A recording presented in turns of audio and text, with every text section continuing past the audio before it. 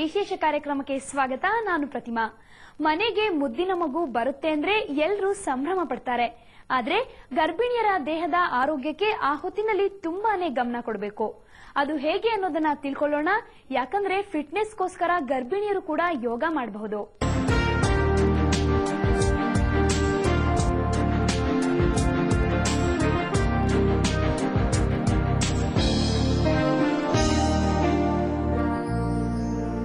ಮನೆಯಲ್ಲಿ ಒಂದು ಪುಟ್ಟ ಪಾಪು ಬರುತ್ತೆ ಅಂದ್ರೆ ಸಾಕು, ತಾಯಿಯಾಗುವವಳಿಗೆ ರಾಜೋಪಚಾರ ಶುರು. ಅವಳನ್ನ ಕೂಡಲು ಬಿಡದೆ ನೆಲದ ಮೇಲೂ ನಡೆಸದೆ ಕಣ್ಣಲ್ಲಿ ಕಣ್ಣಿಟ್ಟು ನೋಡ್ಕೊಳ್ಳುವ ಅಕ್ಕರೆ ಮನೆಯವರಿಗೆ. ಆದ್ರೆ ಇಂಥ ಸಮಯದಲ್ಲೂ ದೇಹಕ್ಕೆ ವ್ಯಾಯಾಮದ ಅಗತ್ಯವಿದೆ ಗೊತ್ತಾ?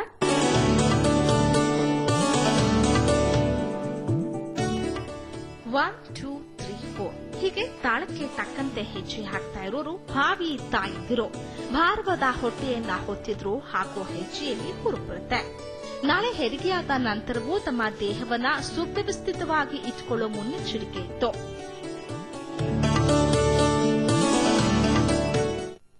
ನಾರ್ಮಲ್ ಡೆಲಿವರಿ ಆಗಬೇಕು ಅಂತ ಫಿಟ್ನೆಸ್ ಕಾಪಾಡ್ಕೊಳ್ಳೋಕ್ಕೋಸ್ಕರ, ಯಾಕಂದ್ರೆ ತುಂಬಾ ಜನ ಅದು ಇದು ಕೊಡ್ತಾರೆ ತಿನ್ನಕ್ಕೆಲ್ಲ, ಸೊ ವೆಯ್ಟ್ ಜಾಸ್ತಿ ಗೇನ್ ಆಗ್ತೀವಿ. ಸೊ ಅದಕ್ಕೋಸ್ಕರ ನಮ್ಮ ಫಿಟ್ನೆಸ್ ಕಾಪಾಡ್ಕೊಳ್ಳೋಕ್ಕೋಸ್ಕರ ಈ ಫಿಟ್ನೆಸ್ ಸೆಂಟರ್ ಸಿಗುತ್ತೆ.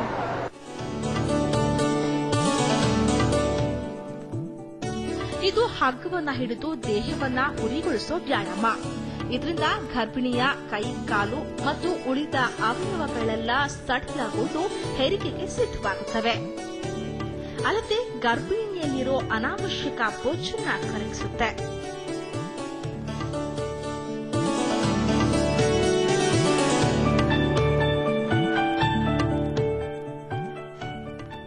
ಇದೆಲ್ಲ ಎಕ್ಸರ್ಸೈಸಸ್ ಏನಾಗುತ್ತೆ ಅಂದ್ರೆ ಎಲ್ಲ ಲೈಕ್ ಬಾಡಿದು ಲಿಮ್ಸ್ನೆಲ್ಲ ಲೂಸ್ ಮಾಡುತ್ತೆ, ಫ್ಲೆಕ್ಸಿಬಲ್ ಮಾಡುತ್ತೆ. ಲೇಬರ್ ಟೈಮಲ್ಲಿ ಈಸಿ ಆಗುತ್ತೆ ಅವರಿಗೆ. ಆಮೇಲೆ ಬೆನ್ನು ಬರಲ್ಲ.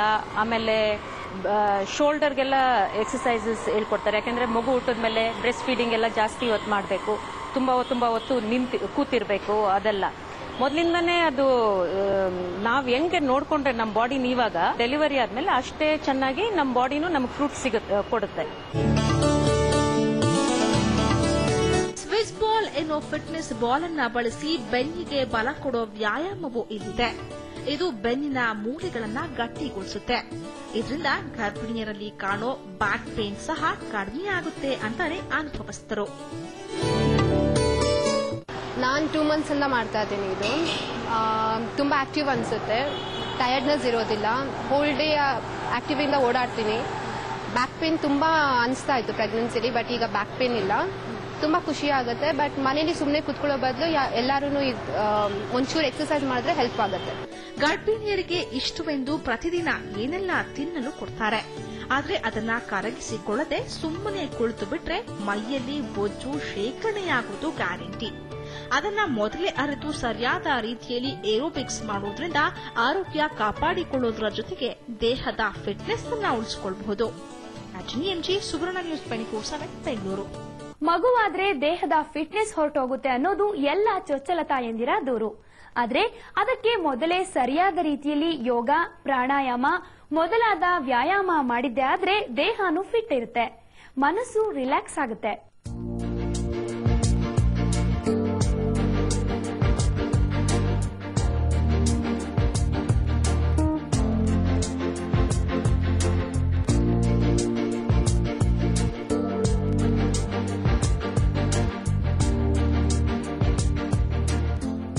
ಗರ್ಭಿಣಿಯರಿಗೆಂದೇ ಯೋಗದಲ್ಲಿ ಕೆಲವು ವಿಶೇಷ ಆಸನಗಳಿವೆ.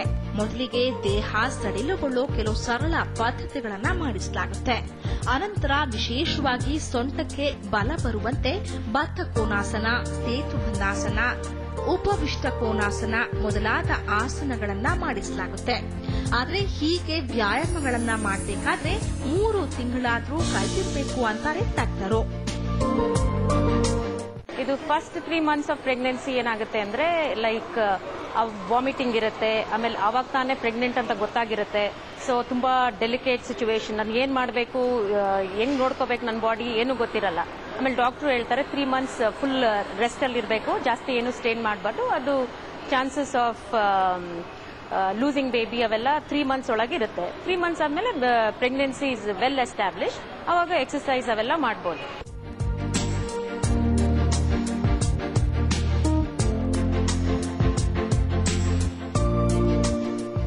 ದೇಹದ ನರನಾಡಿಗಳನ್ನೆಲ್ಲ ಸಡಿಲಗೊಳಿಸಿ ದೇಹಕ್ಕೆ ತಾಕತ್ತು ತುಂಬುತ್ತೆ ಯೋಗಾಭ್ಯಾಸ. ಗರ್ಭಿಣಿಯರಿಗೆ ಕಾಡೋ ಬೆನ್ನು ನೋವು, ಪಾದ ಊದೋದು ಮೊದಲಾದ ದೈಹಿಕ ಕಾಯಿಲೆಗಳಿಗೆ ರಾಮಬಾಣವೇ ಈ ಯೋಗಾಸನ. ಅಲ್ಲದೆ ಇದೇ ಸಮಯದಲ್ಲಿ ಕಾಡೋ ಆತಂಕ, ಗಾಬರಿ, ಹೆದರಿಕೆ ಮೊದಲಾದ ಮಾನಸಿಕ ಸಮಸ್ಯೆಗಳನ್ನು ಪರಿಹರಿಸಿ ಮಾನಸಿಕ ನೆಮ್ಮದಿ ನೀಡಲು ಪ್ರಾಣಾಯಾಮವು ಅತ್ಯಂತ ಅವಶ್ಯಕ.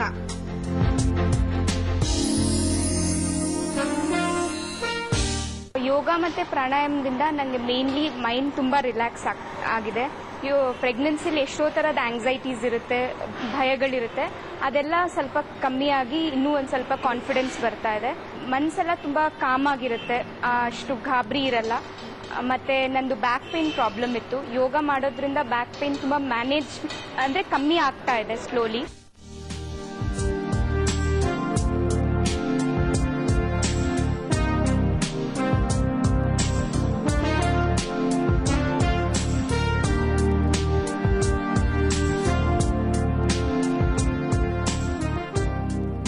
ವ್ಯಾಯಾಮಗಳನ್ನ ಮಾಡುತ್ತಲೇ ಕೆಲವು ವಿಶಿಷ್ಟ ರೀತಿಯ ಆರಾಮಾಸನಗಳನ್ನ ಮಾಡಿಸಲಾಗುತ್ತೆ.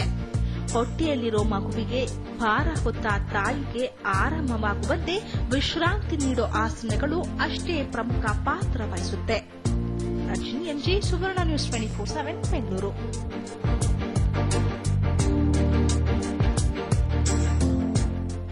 ಗರ್ಭಿಣಿಯರ ದೇಹ ಸ್ಥಿತಿ ಸೂಕ್ಷ್ಮವಾಗಿರುತ್ತೆ. ಇಂಥ ಸಮಯದಲ್ಲಿ ಯೋಗ, ಏರೋಬಿಕ್ಸ್ ನಂತಹ ವ್ಯಾಯಾಮಗಳನ್ನ ಮಾಡಬಹುದಾ? ಇದು ಸುರಕ್ಷಿತವೇ ಎಂಬ ಪ್ರಶ್ನೆ ಹೇಳುತ್ತೆ. ಉತ್ತರಕ್ಕಾಗಿ ಈ ರಿಪೋರ್ಟ್ ನೋಡಿ.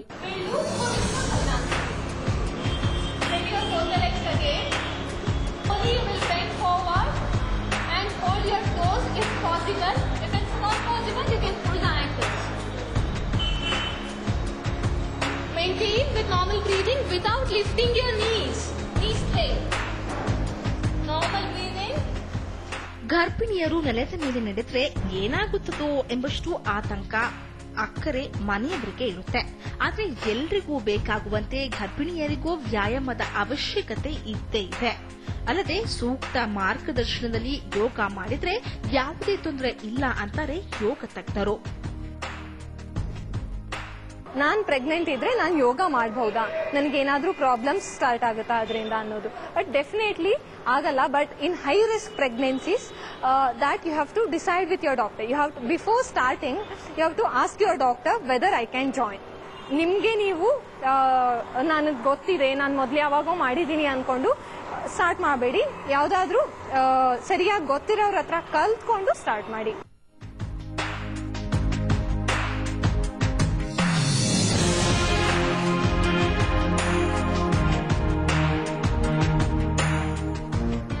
ಹಿಂದೆ ಯೋಗ ಅಥವಾ ಜಿಮ್ಗೆ ಹೋಗ್ತಿದ್ದವರು ಆಗ ಕಲ್ತಿದ್ದನ್ನೆಲ್ಲ ಈಗ ಗರ್ಭಿಣಿಯಾಗಿದ್ದಾಗ ಅಭ್ಯಾಸ ಮಾಡೋದು ಸರಿಯಲ್ಲ.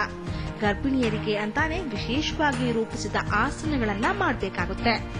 ಅಲ್ಲದೆ ಹೈ ರಿಸ್ಕ್ ಸ್ಥಿತಿಯಲ್ಲಿರೋರಿಗೆ ಇನ್ನಷ್ಟು ಎಚ್ಚರಿಕೆ ವಹಿಸಬೇಕು. ಅವರ ದೇಹ ಸ್ಥಿತಿಗೆ ತಕ್ಕಂತೆ ವಿಶೇಷ ಆಸನಗಳನ್ನ ಹೇಳಿಕೊಡ್ಲಾಗುತ್ತೆ. ಬೇರೆ ಜಿಮ್ಗಳಲ್ಲಿ ಅವೆಲ್ಲ ಹೋದ್ರೆ ಅವ್ರಿಗೆ ಭಯ, ಇದು ಸ್ಪೆಷಲೈಸ್ ಪ್ರೆಗ್ನೆನ್ಸಿಗೆ ಇರಲ್ಲ. ಜನರಲ್ ಆಗಿ ಹೇಳ್ಕೊಡ್ತಾರೆ, ಏನ್ ಮಾಡಿದ್ರೆ ಮಾಡಬಹುದಾ ಮಾಡಬಾರ್ದಾ ಅವೆಲ್ಲ ಡೌಟ್ ಇರುತ್ತೆ. ಇದರಲ್ಲಿ ನಾವು ಇವ್ರ ಸ್ಟೇಟ್ ಆಫ್ ಪ್ರೆಗ್ನೆನ್ಸಿ ನೋಡ್ಕೊಂಡು ನಿಮ್ಗೆ ಈ ತರ ಎಕ್ಸರ್ಸೈಸ್ ಮಾಡಬೇಕು. ಒಂದೊಂದು ಜನಕ್ಕೆ ಏನೇನೋ ಬೇರೆ ಕಂಡೀಷನ್ ಇರುತ್ತೆ, ಡಯಾಬಿಟೀಸ್ ಇರುತ್ತೆ, ಇನ್ನೊಂದು ಪ್ಲಸೆಂಟಾ ಪ್ರೀವಿಯಾ ಅಂತಿರುತ್ತೆ, ಅವರೆಲ್ಲ ಎಕ್ಸರ್ಸೈಸ್ ಮಾಡಬಾರ್ದು.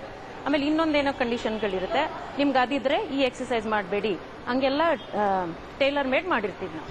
4 ತಿಂಗಳು ಕಳೆದ ಬಳಿಕ ಈ ರೀತಿಯ ಯೋಗಾಸನ ಮಾಡೋದ್ರಿಂದ ದೇಹ ಚುರುಕಾಗುತ್ತೆ.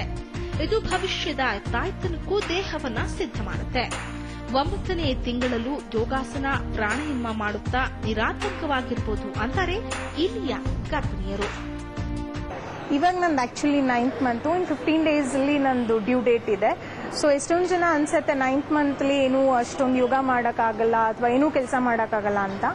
ಬಟ್ ನನಗೆ ನಾರ್ಮಲ್ ಆಗಿನೇ ಎಲ್ಲ ಕೆಲಸನೂ ಮಾಡ್ಬೋದು. ಅಂಡ್ ಯೋಗಕ್ಕೆ ಬರೋದ್ರಿಂದ ಬಾಡಿ ತುಂಬಾ ಫ್ಲೆಕ್ಸಿ ಇರೋದ್ರಿಂದ ಎಲ್ಲ ಎಕ್ಸರ್ಸೈಸು ಯೋಗ ತುಂಬಾ ಈಸಿನೇ ಅನ್ಸುತ್ತೆ. ನಾರ್ಮಲ್ ಆಗೇ ಮಾಡ್ತಾ ಇದೀನಿ. ಒಟ್ನಲ್ಲಿ ಸೂಕ್ತ ಮಾರ್ಗದರ್ಶನದಲ್ಲಿ ಸರಿಯಾದ ರೀತಿಯಲ್ಲಿ ಯೋಗ ಪ್ರಾಣಾಯಾಮದಂತಹ ಆಸನಗಳನ್ನ ಮಾಡುವುದರಿಂದ ತಾಯಿಯ ದೇಹ ಮನಸ್ಸು ರಿಲ್ಯಾಕ್ಸ್ ಆಗುತ್ತೆ. ವೈದ್ಯರ ಸಲಹೆಯಂತೆ ಆಸನಗಳನ್ನ ಮಾಡುವುದರಿಂದ ದೇಹ ಸಡಿಲಗೊಂಡು ನಾರ್ಮಲ್ ಹೆರಿಗೆಗೆ ಸಹಾಯಕವಾಗುತ್ತೆ.